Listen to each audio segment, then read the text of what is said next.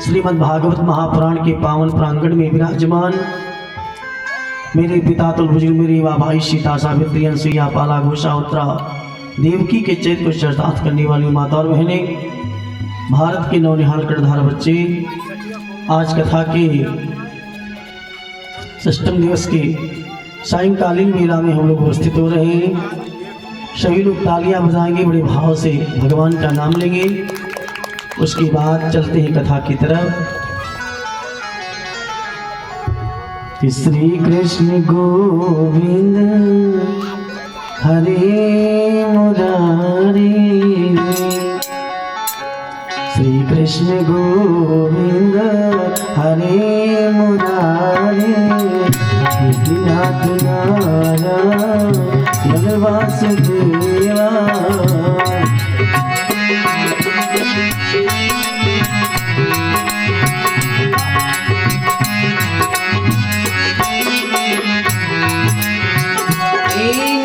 नारायण वासुदेवा, हे नाथ नारायण वासुदेवा, श्री कृष्ण गोविंद हरे मुरारी, हे नाथ नारायण वासुदेवा।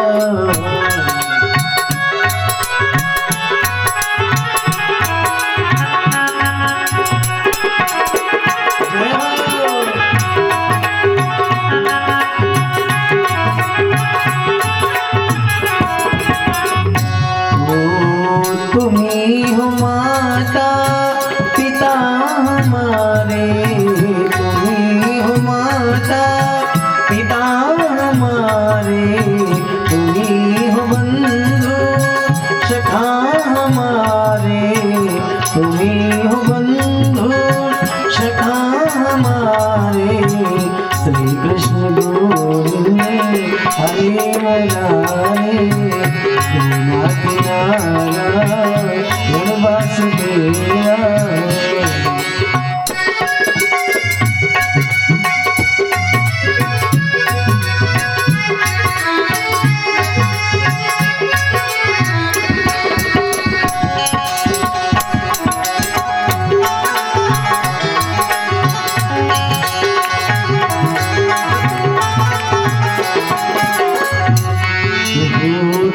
यशोदा के नैनों के तारे, तुम यशोदा के नैनों के तारे, माँ देवकी के प्राण आधारे, माँ देवकी के प्राण आधारे, कृष्ण गोविंद हरे मुरारी, नाथ नारायण वासुदेवा, श्री कृष्ण गोविंद हरे मुरारी, नाथ नारायण वासुदेवा।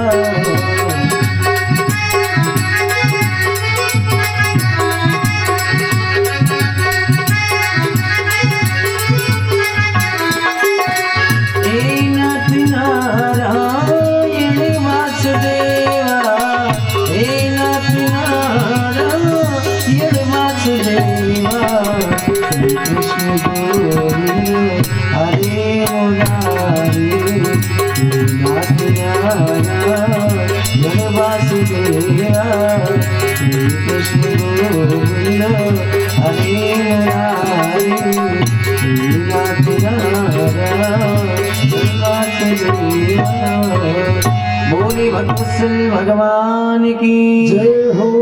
आज की कथा में आदरणीय आचार्य सुखदेव स्वामी महाराज परीक्षित गंगा नदी के किनारे बैठे हैं। उधर नैमिषारण्य में समस्त पुराणों के प्रवक्ता महात्मा सूत जी के सामने शौनकादि ऋषि बैठे हैं और मैत्रेय मुनि के सामने महात्मा विदुर जी बैठ गए हैं। गोकर्ण जी के सामने धुंधकारी आदि ग्राम सभा उपस्थित है। उधर सनकादि मुनियों के सामने देवर्षि नारद जी बैठे हैं और इधर हम और आप उपस्थित हो गए हैं। कथा प्रारंभ होने जा रही है। सुखदेव स्वामी कहते हैं कि हे राजन परीक्षित, जिस समय भगवान का जन्म होता है मनाया जा रहा है नंद जी के यहाँ। नंद जी करते क्या है, पहले आप लोग बातचीत करना बंद करो। नहीं भगवान, इनका कोई समझाओ कि कथा में आए हो। बोले आनंद कंद भगवान की। अब कथा सुनने आए तो हमरे तरफ ध्यान दो, नहीं तो हमारा बोला फर्जी हो जाए ना। हमरी तरफ ध्यान दो। कल फिर वो मिले नहीं, फोन नंबर ले लो, कल फोन से बात कर लियो उनसे। सुखदेव स्वामी कहते कि नंदस त्वात्मज उत्पन्नी जात आलादो महामना आहूय विप्रान वेद ज्ञान अस्नाता सुचिर अलंकृता। सबसे पहले क्या किया है, उनके हृदय में इतना आनंद है, इतनी खुशी है। भाई जिसके घर में बेटा ना हो, बेटी का जन्म हो जाए, आप तो जानते हैं कितनी खुशी होगी। उस समय ये नहीं देखी जाती कि मेरे जेब में कौन सी नोट है, 500 की है कि 100 की है, जो जितना मांगे दिया जाता है। सबसे पहले स्नान किया। स्नान करने से शरीर जो होता है ये शुद्ध होता है। फिर क्या किया, नया वस्त्र पहना, धुला हुआ। धुले वस्त्र से वस्त्र शुद्ध होता है। जब वस्त्र धुला जाता है तो शुद्ध होता है, धुला हुआ। शुद्ध शरीर में शुद्ध वस्त्र पहना। फिर चंदन लगाया माथे पर। चंदन लगाने से आत्म शुद्धि होती है। और उसके बाद में ब्राह्मणों को बुलवाया। कौन से ब्राह्मण, जो वेद बाजते हैं, जो पंडित जी, इनको विप्र कहा जाता है, इनको बुलाया। और सबसे पहले कहा, महाराज हमारे यहाँ सुस्तिवाचन कीजिए। सुस्तिवाचन से क्या होता है, जितनी बुरी आत्माएं घर में छिपी रहती हैं, जैसे कोरोना वायरस है वगैरह वगैरह, तो सुस्तिवाचन से घर शुद्ध होता है। वाचित्वा सुस्तेन जात कर्मात् मजश्रवे। स्वस्तिवाचन कराया।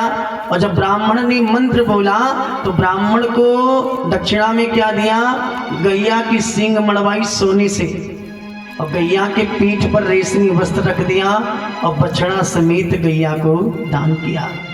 बछड़ा समेत गाय को दान क्यों लिखा गया है, बछिया समेत क्यों नहीं लिखा गया? जबकि आदमी का जब मरणासन होता है तो बछुआ की पूंछ नहीं छूते, बछिया छूते हैं। लेकिन जब दान होता है गाय का तो बछड़े के साथ में होता था। अच्छा, पहले इसलिए होता था कि बछड़ा जाएगा तो इनके घर में बैल बन करके खेती करेगा, खेती का काम करेगा, तो बैल से अन्न मिलेगा ना, अन्न का उत्पादन होगा, और गैया से दूध दही घी मिलेगा, तो इनके घर में दोनों व्यवस्था हो जाएगी। इसीलिए ब्राह्मण को बछड़ा समेत गाय को दान किया जाता था। अब भी लोग करते हैं। अब इसलिए करते हैं कि एक मनुष्य समझो अपने घर से बहला चला गवा, ये बछड़ा क्या है, लोग बाद में छोड़ देते हैं ना गौशाला में, इसलिए सोचते हैं चलो चला जाए, हम ही छोड़े का छुट्टी मिल जाए। ये देश काल की बात है। गाय को दान किया और तिल के 7 पर्वत बनवाए, पर्वतों पे नया वस्त्र डाल करके ढक करके उसको संकल्प करके ब्राह्मणों को दान किया। ऐसा क्यों किया? क्योंकि अन्नदान से जो होता है ये गर्भ की शुद्धि होती है, स्नान करने से शरीर की शुद्धि होती है, दान करने से धन की शुद्धि होती है, वस्त्र धोने से वस्त्र की शुद्धि होती है। इसी प्रकार ये शुद्धियां बताई गई हैं। गैया के गोबर से घर में अगर लेपन हो जाए तो घर की शुद्धि होती। पहले माताएं रविवार के दिन हफ्ते में एक दिन अंगना को गैया के गोबर से लिपवाती थी। पहले सिस्टम चलता था। अच्छा, चलता था तो उस समय इतनी बीमारी भी नहीं थी, उस समय इतनी बीमारी नहीं थी। जब तक गाय का गोबर हमारे आंगन में जाता था तब तक हम लोग रोग से विमुक्त रहे। और जिस दिन से फिनाइल से पोछा लगने लगा घर में, उसी दिन से हम लोग रोग युक्त हो गए। जितना हम लोग अच्छे कंडीशन में प्रवेश करते हैं, ना जाने क्यों कितना उतनी ही बीमारियां हम सबको घेरती हैं। भूल्यान गंध भगवान की जय हो। इधर गोपश्चिकर्ण मुदिता यशोदया सुतोद्भवम् आत्मानं भूषयांच कुर्वस्त्र कल्पांजनादवे। आज गोपियों ने सुना कि बाबा नंद के घर में बच्चे का जन्म हुआ है, तो सब सज धज के चली, नया वस्त्र पहनती हैं, श्रृंगार करती हैं, आंखों में अंजन लगाती हैं और महाराज पायल की नूपुरों की आवाज करती छम छम और महारानी यशोदा के घर आती हैं। एक दूसरे सब कहती हैं कि मुझको बुलाना, जरा मुझको बुलाना, और मुझको बुलाना रे यशोदा रानी के। तालियां बजेगी कि नहीं बजेगी? बजेगी। यशोदा रानी के जन्म लियो भगवान यशोदा रानी के।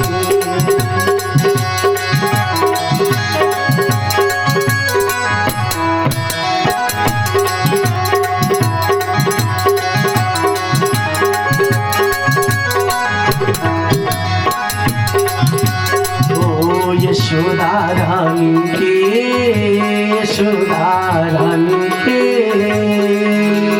जन्म लियो भगवान यशोदा रानी के।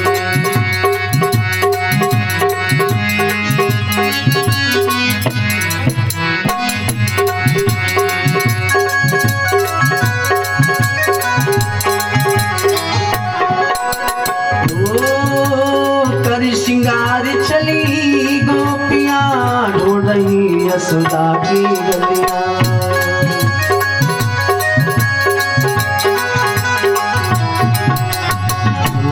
मुझको बुलाना जरा, मुझको बुलाना, मुझको बुलाना जरा, मुझको बुलाना, मुझको बुलाना रे यशोदा रानी के, यशोदा रानी के जन्म लियो भगवान यशोदा रानी के, जन्म लियो भगवान यशोदा रानी के।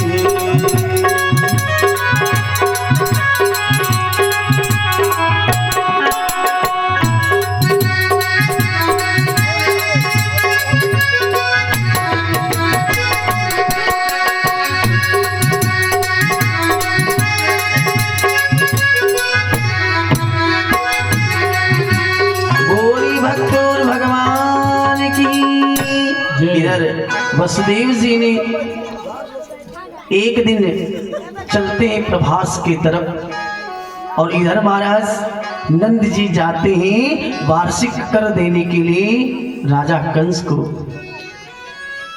और ये कर चुकाने के बाद जैसे रास्ते में वापस हुए, उसी समय नंद जी मिल गए। और जैसे नंद जी मिले तैसे एक मित्र दूसरे मित्र को गले से पहले भेंटा। ये भेंटने की प्रथा सतयुग से है। हम जब किसी को अपने गले से लगाते हैं तो प्रेम बढ़ता है, लेकिन ये पुरुषों में भी था और ये स्त्रियों में भी था, लेकिन धीरे धीरे पुरुषों में विलुप्त हो रहा। केवल होली को लोग भेंटते हैं, बाकी नहीं भेंटते। लेकिन माताओं में ये संस्कार अभी भी जीवित है। इनकी चाहे कोई मौसी आवे या बुआ आवे या चाची आवे, कोई मिलती है तो सबसे पहले भेंटती है, अखबार भेंट करती है। तो पहले वसुदेव जी ने नंद बाबा को गले से लगाया। फिर नंद जी कहते हैं कि मैंने सुना कि आपके कई बालक हुए, लेकिन कंस ने मार दिया। अंत में एक लड़की हुई और उस लड़की को भी कंस ने नहीं छोड़ा, उसको भी मार डाला। अहोते देव की पुत्र कंसे बहवो हता। तो वसुदेव जी कहते हैं मैंने सुना महाराज आपके घर में एक बालक हुआ। ये नहीं कहते मैं छोड़ के आया हूँ, कहते आपके घर में एक बालक हुआ, मुझे बड़ी खुशी हुई। लेकिन जब से कंस को ये मालूम हुआ है कि मेरे काल का कहीं जन्म हो गया है, तब से वो गांव-गांव में पता लगाता है कि किसके गांव घर में बच्चे का जन्म हुआ है और उसे वो मरवा देता है। एक काम करो, अब आपने कर चुकाया, हमसे मिलन भी हो गया, हाल चाल भी हो गया, अब आराम से अपने घर जाइए।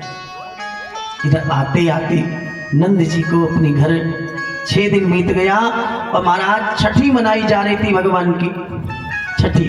और छठी में जो निमंत्रण होता है अक्सर माताओं का होता है, इसमें माताओं का निमंत्रण होता है, पुरुषों का निमंत्रण नहीं होता है। तो इसमें सारी गोपियां ब्रजमंडल की बुलाई गई है, आज लाला की छठी है, सब लोग मेरे घर में आइए, गीत गाइए, भोजन बनाइए। और नंद रानी यशोदा की यहाँ जन्मोत्सव का धूमधाम मचा हुआ है। उसी दिन ये कंस अपने यहाँ महिला एसपी पूतना को बुलाया। जो ये पूतना थी, ये राजा कंस के यहाँ महिला एसपी की नौकरी करती थी और इसे ये पूर्व जन्म में राजा बलि की लड़की थी, तब इसका नाम था रत्नमाला। जिस समय भगवान बामन गए इनके घर तो भगवान को देख करके मोहित हो गई, कहा कहाँ से मेरा बच्चा होता तो इसको मैं दूध पिलाती। भगवान ने कहा तथास्तु।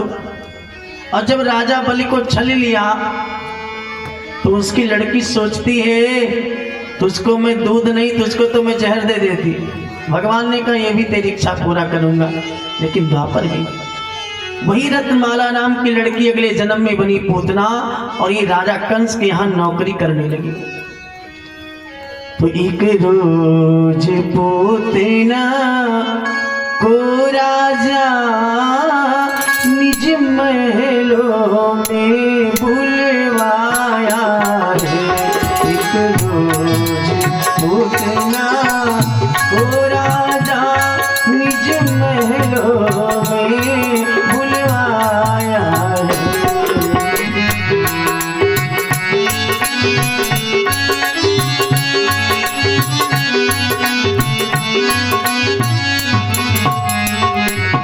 एक रोज पूतना को राजा निज महलों में बुलवाया है। देवकी का लाला गोकुल में, देवकी का लाला गोकुल में वध करने को भिजवाया है। देवकी का लाला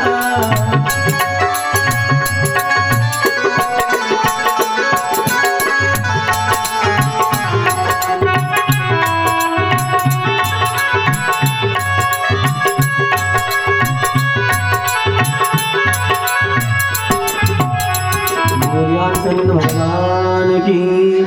और आज पूतना चली है भगवान से मिलने। एक बात बताऊं, 2 राक्षसियां भगवान से मिलने गई है, एक त्रेता में एक द्वापर में। लेकिन दोनों राक्षसियां पहले गई हैं ब्यूटी पार्लर में, पहले ब्यूटी पार्लर गई है। ब्यूटी पार्लर की हिंदी है रुचिर रूप। और रामचरितमानस में लिखा है कि जिस समय सूर्पनखा जाती है राम से मिलने तो पहले गई है वो ब्यूटी पार्लर में कि रुचिर रूप धरी प्रभु पई जाई।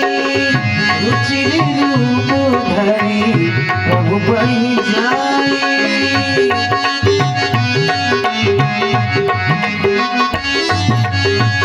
रुचिर रूप धरी प्रभु पई जाई। रुचिर रूप धरी प्रभु पई जाई। बोली कछुक अधिक मुस्काई। बोली कछुक अधिक मुस्काई।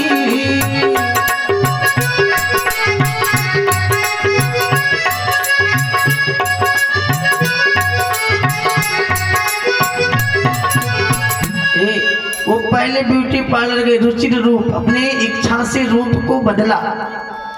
जहाँ पे जैसे हम सांवले रंग के अगर गोरा बनना चाहते हैं तो कहाँ चले जाएं? Beauty parlour. मतलब अपने शरीर को पहले बनावे और फिर भगवान के पास पहुंचे। अच्छा ये बताओ, भगवान ने आपको सांवले रंग का बना के भेजा और भगवान के मंदिर में आप गोरे बन के पहुंचे हो, तो भगवान तुम्हें पहचान पाएंगे कि ये वही है? भाई भगवान तो नहीं पहचान पाएंगे, सोचेंगे कौन आदमी है। नहीं नहीं, वो तो नहीं जिसको मैंने बनाया था। और जब वो पहचान नहीं पाएंगे तो कोई उधर से मिलने की आशा उम्मीद है? कुछ नहीं है भाई। जब आदमी का पहचान ही नहीं है तो प्रेम कहां से बढ़ेगा? इसलिए भगवान कहते हैं कि निर्मल मन जन सो मोहि पावा, निर्मल मन जन सो मोहि पावा, मोहि कपट चल न भावा।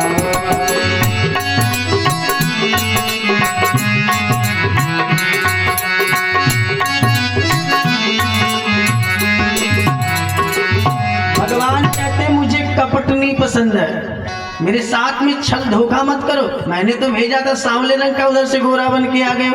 भाई भगवान के साथ धोखा है ना। तो भगवान कहते मुझे ये नहीं पसंद है। अगर आपका मन निर्मल है, तन निर्मल नहीं है, तन की सुंदरता भगवान को नहीं पसंद है। पसंद है भगवान को मन की सुंदरता। अगर आपकी मन सुंदर है तो गारंटेड लेता हूँ, स्टाम्प पे दस्तखत कर दूंगा कि आपकी जिंदगी बड़ी सुंदर बीतेगी। तालियां बजा दीजिए। सिर्फ ओनली वन आपका मन सुंदर हो। मन, क्योंकि रामचरित मानस कहता है कि सुंदर आदमी कौन है?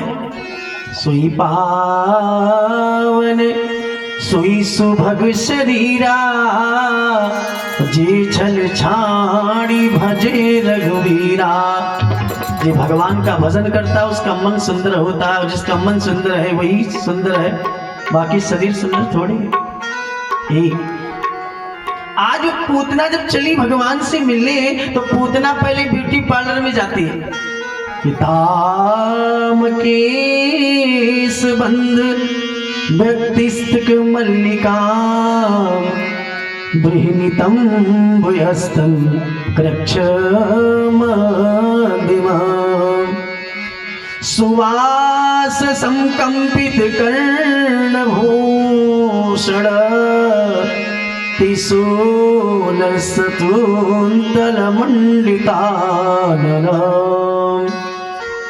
जिस गली से चलती है ना वो गलियां कुछ देर तक महकती है।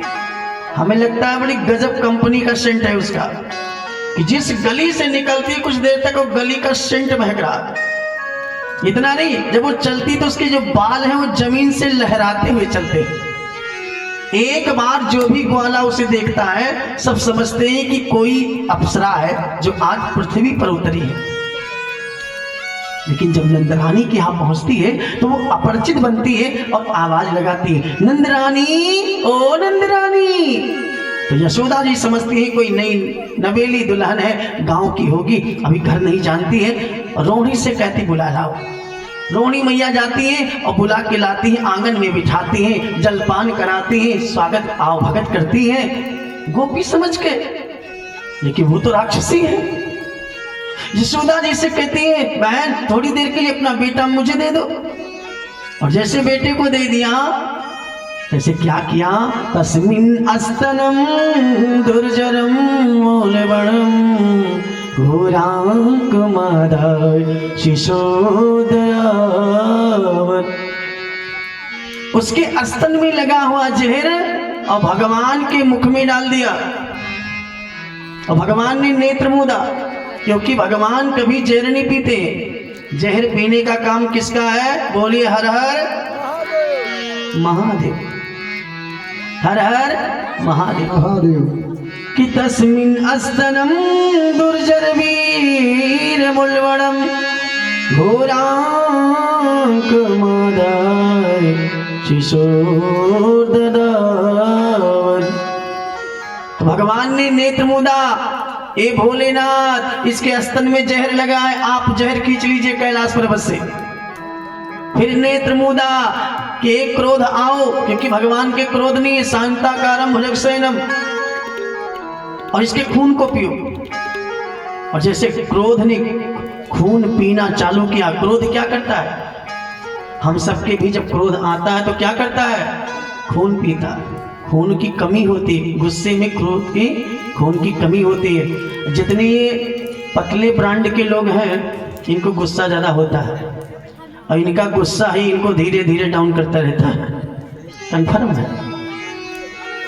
और जितने शरीर से थोड़ा अष्टपुष्ट है ना, ये थोड़ा गंभीर होते, गंभीर होते। वृंदावन बिहारी लाल की। और जैसे खून पीना चालू किया तैसे पूतना चिल्लाई, मुंच मुंच मुंच, अरे छोड़ छोड़ छोड़। ये भगवान छोड़ते कब है, भगवान तब छोड़ते हैं ना जब उसका उद्धार कर देते हैं।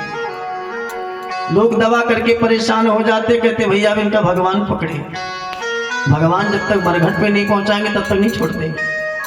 पूतना भगवान को लेके आसमान में उड़ी, भयंकर रूप धारण किया। भगवान ने उसके स्तन पर एक घूसा मारा और जैसे मारा तैसे आके वृंदावन में गिरी। उसके गिरने से 1.5 लाख वृक्ष टूट के गिर गए।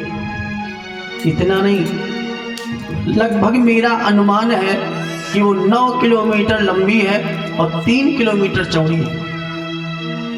आप अंदाज लगाइए कि पूतना की लंबाई यहाँ से कितनी दूर तक रही होगी। मैं अनुमान लगाता हूँ कि लगभग 9 किलोमीटर की लंबी और 3 किलोमीटर की चौड़ी वो पूतना थी। 1.5 किलोमीटर तो मैया उसके शरीर पे चली है तब जाके भगवान मिले, क्योंकि अब 3 किलोमीटर है ना, तो यहीं पे भगवान खेल रहे हैं उसके। तो यहाँ से यहाँ की दूरी 1.5 किलोमीटर, 1.5 किलोमीटर उसके शरीर पे चल के गई है तब जाके कन्हैया मिले। और इतना नहीं मारा, 6 महीना तक उसके शरीर को गोपों ने काट काट करके कुल्हाड़ी से तब दाह संस्कार किया। तब उसका शरीर जो है वो पूरा दाह संस्कार में समाहित हुआ। 6 महीना लगा था। लेकिन जब उसके शरीर जल रही थी तो चंदन की तरह महक रही थी। आदरणीय आचार्य सुखदेव स्वामी से महाराज परीक्षित ने प्रश्न किया, प्रभु जब कोई लाश जलती है तो दुर्गंध आता है, लेकिन वो उसकी लाश जल रही थी, वो सुगंध में क्यों आ रहा था? तो सुखदेव स्वामी ने कहा, राजन उसका स्तन जो था भगवान के ओठ से स्पर्श हो चुका था। भगवान के ओठ में अमृत है, इसलिए पूतना का शरीर अमृतमय हो गया। और जब वो जली तो उसके शरीर से सुगंध आ रहा था। भूरियानंद कंद भगवान की। आज मैया सोचती है कि मेरे लाला को नजर लग गई होगी। भाई छोटा सा बच्चा है, वो बच गया और ना जाने कितने टन की वजन की थी, वो मर गई। तो भाई नजर तो लगना स्वाभाविक है ना। एक गोपी से माँ कहती है कि जाके गोकुला से पंडित बुलाएगा। थोड़ा तालियां होनी चाहिए भाव से। कि जाके गोकुला से पंडित बुलाएगा,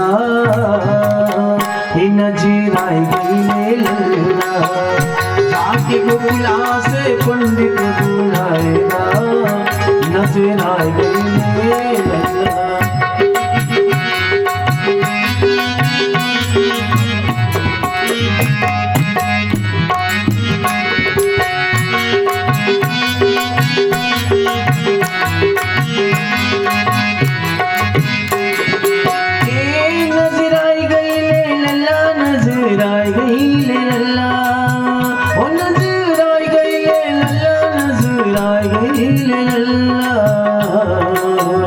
जाके मथुरा से पंडित बुलाएगा, जाके मथुरा से पंडित बुलाएगा, नजर आएगा। जाके मथुरा से पंडित बुलाएगा।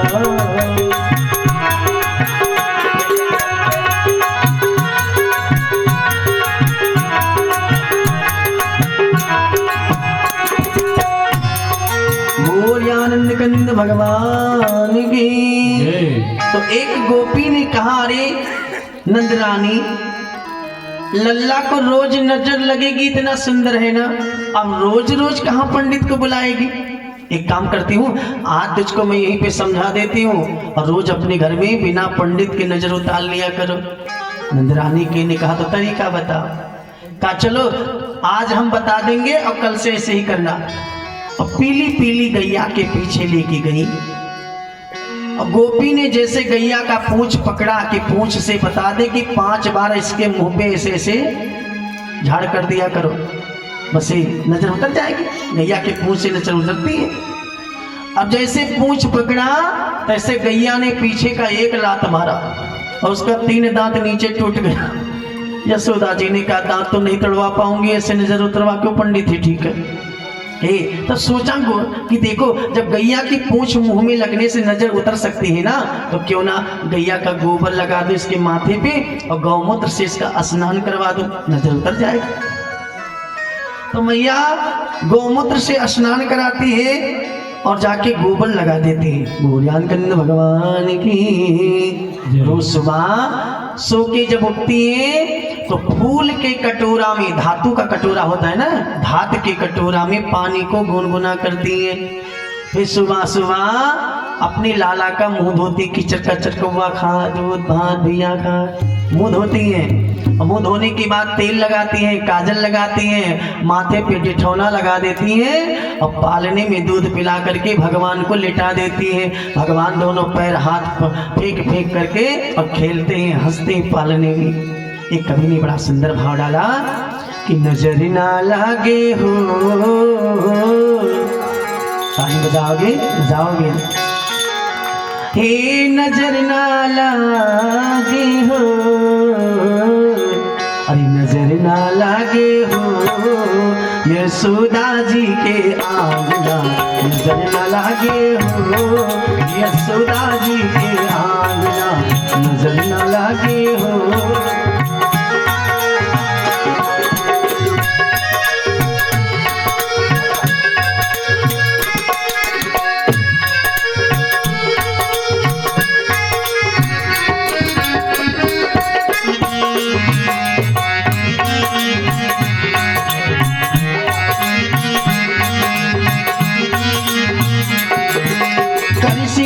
पलना पोहड़ा में काजल तेल लगावे, काजल तेल लगावे,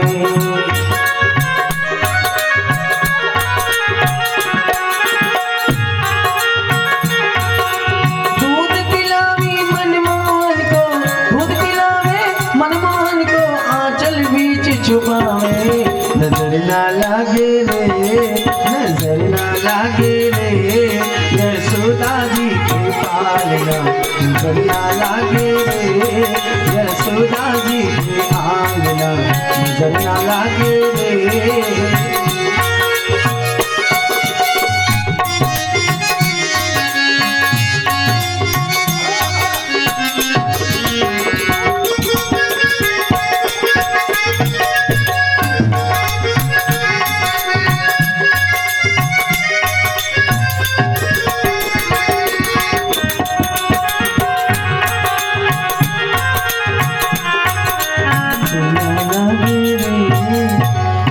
भक्तुर भगवान की जय हो।